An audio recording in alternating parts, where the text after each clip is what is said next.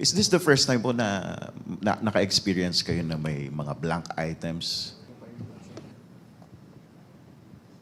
Ngayon, di ko naman, pag yun sa BICAM, wala talaga kaming alam. But ngayon lang siya na-mention. But I'm not sure, I haven't seen yung ibang BICAM or ratified budget ng House and Senate.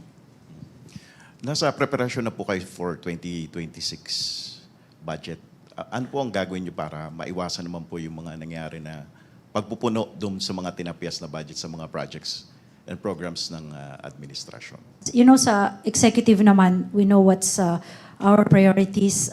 Start pa lang na administration, we have the Philippine Development Plan, may respective roadmaps na po lahat ng ahensya, may legacy projects na po tayo na nakalista na po, na enumerate na po natin yan. We'll just have to make sure that all of those are funded now until 2028 para po matapos itong mga proyekto na to.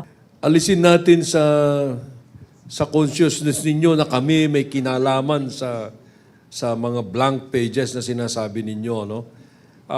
That is why we resented so much yung impression that the President was given a blank check. Wala kaming kinalaman doon sa internal sa Congress yun.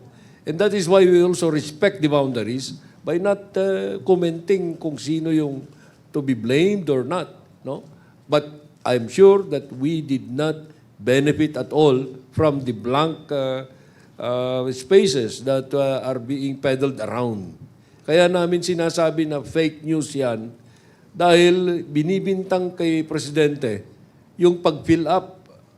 Even if that is not what they said, that is the impression they want to give to the public, which is very wrong, very malicious.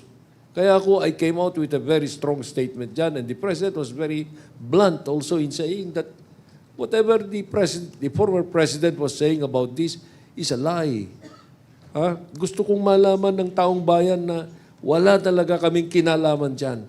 Tanungin ninyo mga congressmen, mga senators.